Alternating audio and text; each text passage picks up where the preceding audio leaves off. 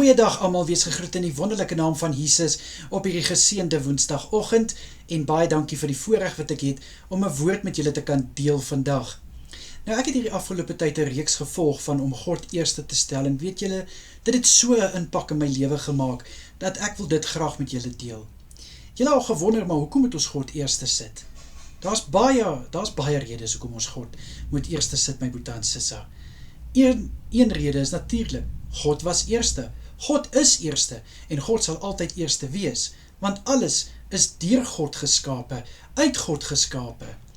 En hoeveel te meer is dit dan net reg dat God eerste plek in ons lewens moet hê, in ons besluite, in keuses, in ons in ons verhoudings, in ons finansies, in ons werksomstandighede, orals moet God eerste wees, want hoekom?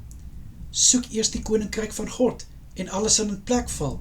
Hoe kan dinge in plek val sonder dat die hoofbron nie eers gestabiliseer is nie?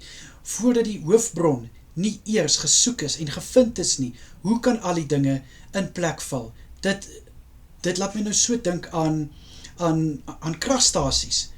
Hoe kan kragstasies rondom 'n area funksioneer sonder die hoofkragstasie? Daai hoofkragstasie, wanneer hy in plek is en alles is reg daar, dan kan die res van die stasies in plek val, want dit is waar hulle krag vandaan kom. Is dit darem nie 'n mooi openbaring nie, my boetie en sissa?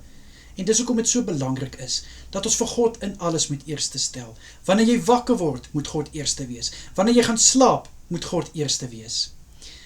Wanneer jy besluite moet neem, moet God geken word. Ken God in alles, en hy gaan jou baie vir jou gelyk maak, definitief, want dit is die God wat ons dien. Maar ongelukkig het die wêreld ons nou al op so 'n plek, dat ons dink, ons kan sonder God klaarkom.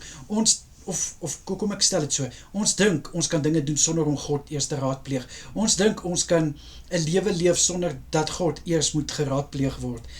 Kyk, hoe ek dit sien. God gaan nie agter jou staan met 'n stok en vir jou slaan as jy net ietsie kleins doen nie. Dis hoekom God soveel genade het. Maar God wil graag in alles geken word, want hy wil deel wees van jou lewe, my boetie en sissa. Hy wil deel hê in jou alles, in jou bestaan. En dis hoekom God wil net die beste vir jou hê. God is nie van hierdie wat sê, jy sal nou aan my rapporteer en jy mag nie 'n voet links of voet regs vat, sonder dat jy nie vir my sê nie. God weet in elk geval alles. God weet alles. Maar wat God net vra, is dat hy wil geken word in alles, want dit is die verhouding wat hy met jou wil hê. Hy stel belang, my boetie en sissa. God stel so belang om met jou 'n verhouding te hê. En dis hoekom dit vir hom so lekker is, dat wanneer jy hom ken in alles, wanneer hy eerste geplaas word in alles. Maar, soos ek voorheen gesê het, die wêreld het ons mindsets op so 'n plek, dat ons dink ons kan sonder God.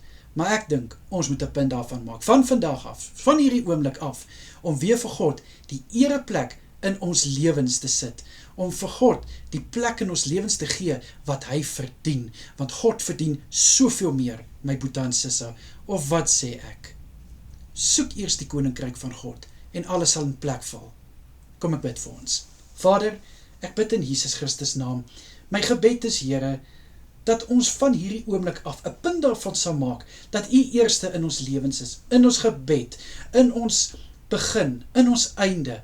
Liewe Here, wanneer ons wakker word, wanneer ons gaan slaap, wanneer ons, liewe Here, besluite moet maak, wanneer ons moet reageer, bid ek dat U eerste sal wees, en ek weet, daar gaan soveel verandering in ons lewens plaasvind, wanneer ons dit begin toepas. Mag ons dit doen, in die kosbare naam van Jesus, is dit my gebed. Amen en amen. My boetie en sissa, julle moet 'n wonderlike dag verder hê. Kyk mooi na julle self, en onthou, Jesus het julle baie lief. Tot ziens julle, bye bye.